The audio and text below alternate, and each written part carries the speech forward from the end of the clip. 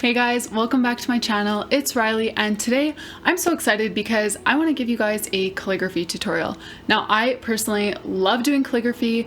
Honestly, for the longest time, I thought that I wouldn't be able to do calligraphy, that I would just suck at it, because when I was in middle school and we had to do cursive writing all the time, my cursive writing was horrendous. So I didn't really give calligraphy a shot for quite a while. And then once I actually tried it, I really grew to love it, and just to think of it more as art than cursive writing. So instead of rushing through like I did with my handwriting, I just take my time, get those lines exactly where I want them. And so today my goal is to give you a pretty comprehensive rundown of the lowercase alphabet. I do want to try to hit that middle ground between telling you every single detail and talking down, you know? So I'm gonna try to give you as much detail as I think is necessary. And if you still have questions about calligraphy, I would love to help clarify some of those. Just let me know in the comments down below. And if you do find it helpful, feel free to leave a like for this video. That would mean a lot to me. So yeah, let's jump in. Let's just go through some calligraphy.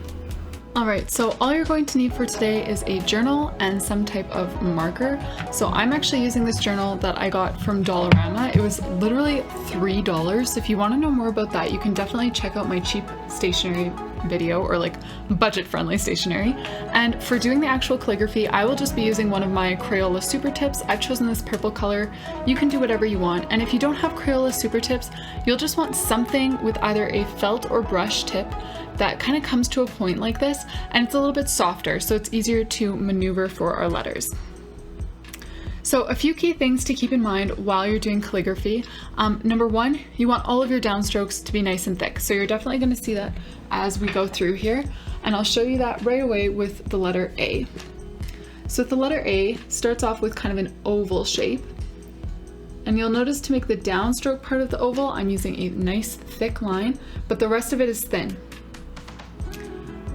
And now when I'm making our little stem here, I'm using another thick line, and again, coming up with a thin line. So at the end of every letter, you want to have a tail, coming up so that it's ready to connect to the next letter. So if you don't have some sort of pen like this that has a tip that's nice and flexible and easy to maneuver, you can make a faux calligraphy look by just writing a cursive A, like that, and then filling in the space where there would be a downstroke and just thickening that up. So you can see you get a similar effect, not nearly the same. I definitely prefer just using some kind of felt or brush tip marker, but work with what you've got. That's how I learned calligraphy, was just this faux calligraphy look, and I built on it from there. So there's the letter A. Let's start with the letter B. So at the base, the letter B really just starts off with a thick downstroke, and then it's got an oval shaped body here too, but a little bit different than the letter A. And again, we want it coming out in this tail, ready to connect to whatever letter is next. Now for me, when I do the letter B and lots of letters, I just add loops and swirls where they seem to fit. So for me personally, I usually start the letter B with this big swirly guy here before I go into that downstroke. And other than that, everything stays the same. I've got a thick downstroke for my body, but it's still an oval shape. So you can really just add those swirls wherever you want. Now the letter C, nothing super exciting about the letter C. It's basically a printed C, but with a thick downstroke on the back here. Now for the letter D, we're gonna start off exactly the same as we did for the letter A here. So I've got a little tiny upstroke, thick downstroke, and little upstroke again. And you seriously can just make it a giant A. Just do a thick downstroke from there. Or you can add a bit of flair to your downstroke, like I did with the B. So we've got our little oval shape here. You can even add some sort of swirl leading into it, just like that. Now the letter E, another one that not super exciting to practice. It's pretty much a printed E, but with that thick downstroke, and you just want to make sure that you don't have any sharp edges like you might when you do a printed E. Now the letter F, kind of funky, not super intuitive, but this one I always start off with a loop similar to the one I used here with my B. Bring it all the way up and all the way down, and then I curl back up on my F before adding that tail to connect to the next letter. So I'll show you that guy one more time. Everything's nice and thin except that one thick downstroke. Other than that, you're using a thin, gentle stroke. Now let's do the letter G. The letter G starts off exactly like D and H. So we got that oval shape here with a thick downstroke. Then we're gonna drop down with a thick downstroke that goes below kind of where our baseline would be. And again, we want like a little tail coming up here, and how you get there is up to you. That's kind of how you change your font and your style, is just by playing around with different sizes and things like that. So for example, I'll start off by just using a relatively small loop like that going into my tail. But you can see I can significantly change the look of my G just by changing the size of that loop. So everything else is the same.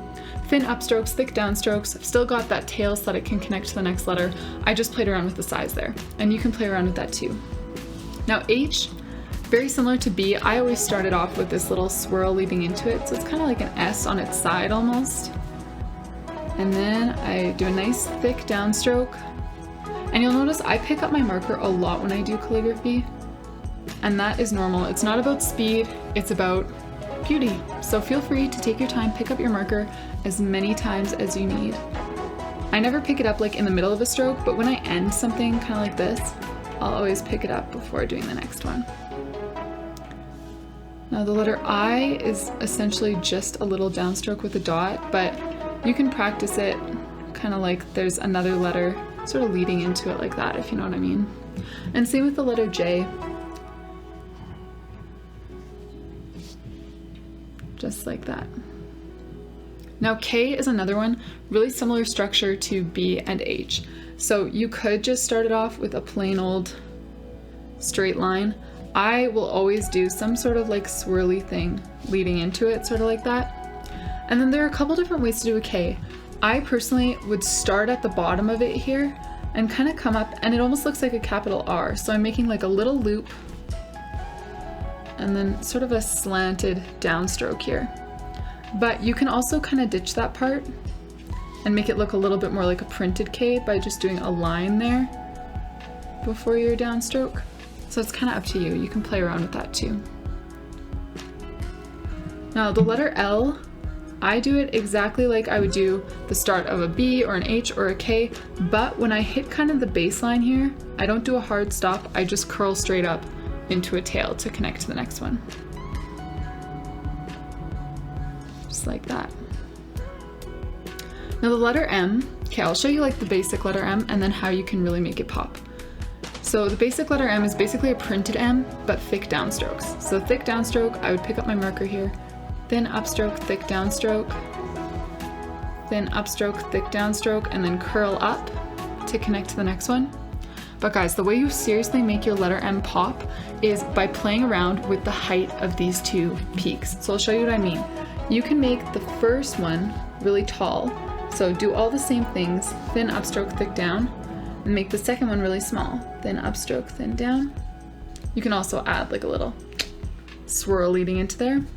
Or you can do it the other way. If you want to do the first one really small, and then the second one really tall. That's how I usually do my M, but both of them totally work. So like I said, kind of like with the G, just playing around with the size of different things is really how you find your unique font with calligraphy.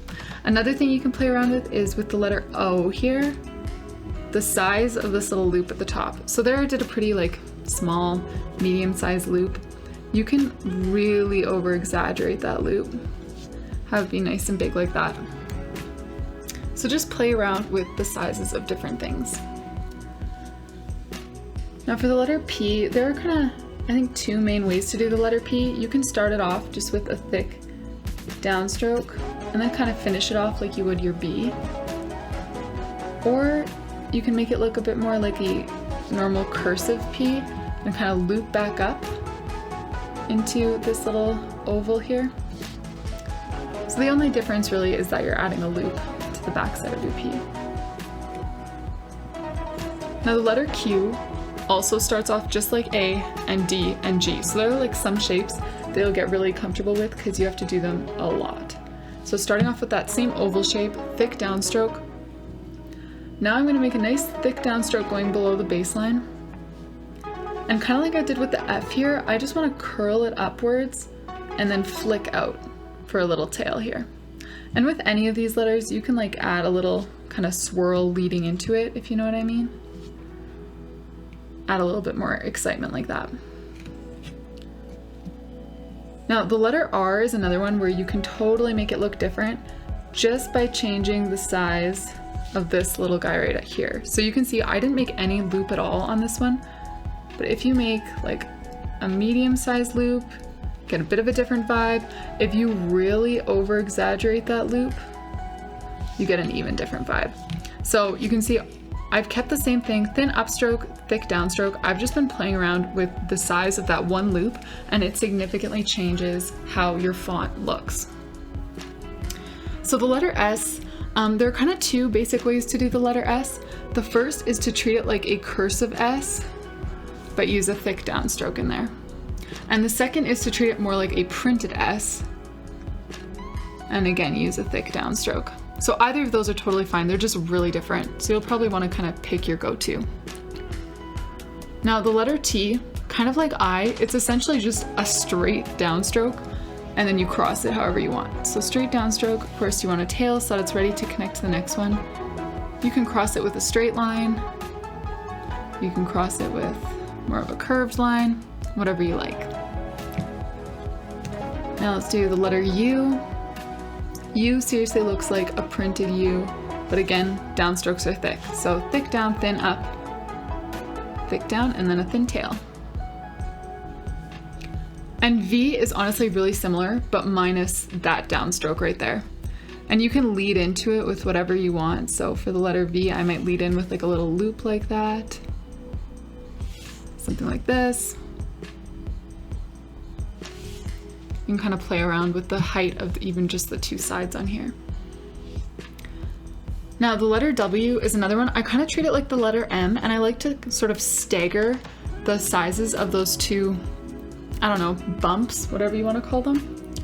So the first way you can do it is to make the first one big, so thick downstroke, thin upstroke, and the second one small, thick downstroke, thin upstroke. And again, you can have any sort of swirly guy leading in or out, whatever you want.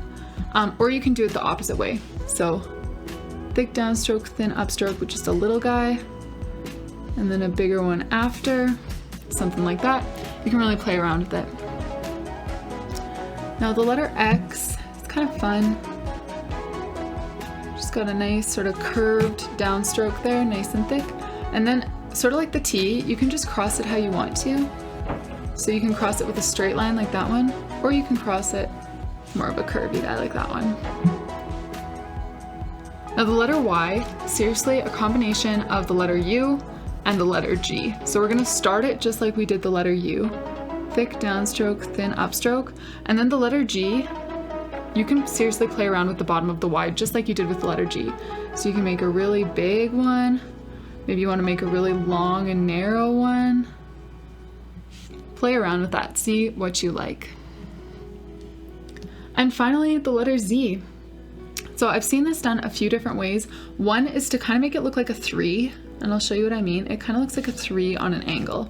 So you've got like the top of the 3, bottom of the 3, and then curl back up.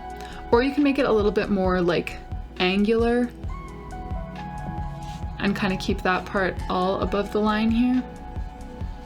But either way, it gives us kind of that like number 3 look, if you ask me. So those are all the letters in the alphabet, all in lowercase, and a few variations for some of them. Again, keep in mind, any downstroke, you want to make that nice and thick. You want to keep everything kind of moving upwards at the end of the letter with a nice tail ready to connect to the next one.